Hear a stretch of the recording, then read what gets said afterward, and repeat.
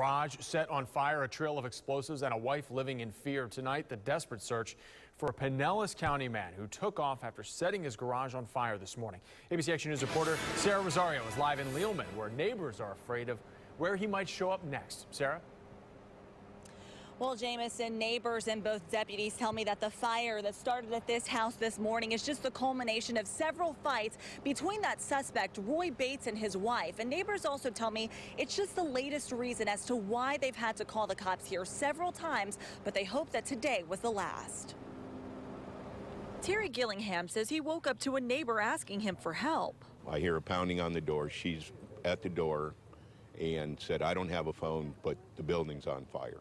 That's when I called the police. Pinellas deputies say Roy Bates started that fire in his detached garage and left, leaving a trail of homemade explosives, Molotov cocktails, and bottles of gasoline hidden throughout the house, even in the toaster, all with his wife still inside. She was locked in her house by him.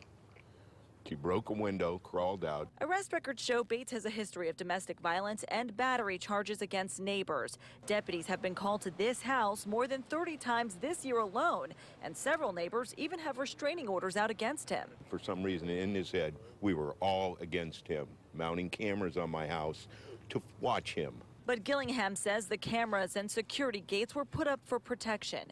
This morning's incident caught on surveillance across the street. I mean, he's running back and forth between the building and the house and the building and the house.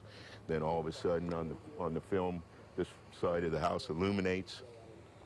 He jumps in the car, pulls out of here. For now, deputies are keeping that video for evidence while they search for Bates and other clues he may have left in this burnt-out garage.